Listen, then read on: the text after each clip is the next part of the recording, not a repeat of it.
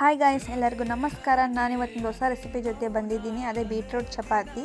ಅದು ಮೊದಲನೇದಾಗಿ ಬೀಟ್ರೂಟ್ನ ಮೇಲ್ಗಡೆ ಸಿಪ್ಪೆ ತೆಗೆದು ಅದನ್ನು ತುಳಿದಿಟ್ಕೊಂಡಿದ್ದೀನಿ. ಆಮೇಲೆ ಗೋಧಿ ಹಿಟ್ಟು ಹಾಕಿ ಒಂದು ಚಿಟಿಕೆ ಖಾರದ ಪುಡಿ, ಒಂದು ಚಿಟಿಕೆ ಅರಿಶಿನ ಪುಡಿ, ಅದಾದಮೇಲೆ ಒಂದು ಸ್ಪೂನ್ ಕುಕ್ಕಿಂಗ್ ಆಯಿಲ್ ಹಾಕಿ ಎಲ್ಲದನ್ನು ಮಿಕ್ಸ್ ಮಾಡಿ ಇವಾಗ ಒಂದು ಸ್ವಲ್ಪ ನೀರು ಹಾಕಿ ನಾವು ಇದನ್ನು ಚಪಾತಿ ಹದಕ್ಕೆ ನಾದ್ಕೋಬೇಕು. ಇದನ್ನು ಮಕ್ಕಳಿಗೆ ಈ ಥರ ಡಿಫ್ರೆಂಟಾಗಿ ಚಪಾತಿ ಮಾಡಿಕೊಟ್ರೆ ಅವರು ತುಂಬಾ ಇಷ್ಟಪಟ್ಟು ತಿಂತಾರೆ. ಹಾಗೂ ನೋಡೋಕ್ಕೂ ಕಲರ್ಫುಲ್ ಆಗಿರುತ್ತೆ.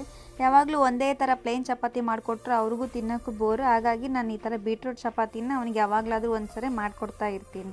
ನೋಡಿರಿ, ನಾನು ಇವಾಗ ಹಿಟ್ಟೆಲ್ಲ ನಾದಿಟ್ಕೊಂಡಿದ್ದೀನಿ. ಅದಾದಮೇಲೆ ಉಳ್ಳೆ ಎಲ್ಲ ಅರ್ದಿಟ್ಕೊಂಡು ಇವಾಗ ನಾನು ಚಪಾತಿ ಅದಕ್ಕೆ ಲಟ್ಟಿಸ್ತಾ ಇದ್ದೀನಿ.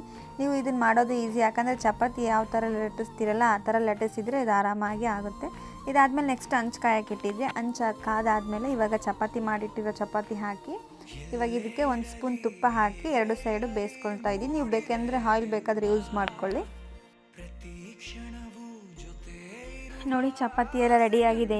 ಇವಾಗ ಇದು ನನ್ನ ಮಗನ ಲಂಚ್ ಬಾಕ್ಸ್ಗೆ ರೆಡಿ ಮಾಡ್ತಾ ಇದ್ದೀನಿ. ಇದಕ್ಕೆ ನೀವು ಬೇಕಾದರೆ ಸಾಸ್ ಆದರೂ ಹಾಕ್ಬೋದು, ಇಲ್ಲ ಏನಾದರೂ ಚಟ್ನಿ ಮಾಡಿ ಕಟ್ಬೋದು. ನಾನು ಇವಾಗ ಇದನ್ನೊಂದೇ ಹಾಕ್ತಾ ಇದ್ದೀನಿ.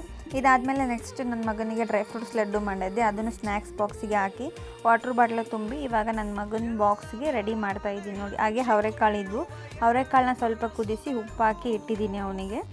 ನನ್ನ ವೀಡಿಯೋನ ಯಾರೆಲ್ಲ ನೋಡ್ತಾ ಇದ್ದೀರಾ, ಪ್ಲೀಸ್ ನನ್ನ ಚಾನಲ್ನ ಸಬ್ಸ್ಕ್ರೈಬ್ ಮಾಡ್ಕೊಂಡು ನೋಡಿ.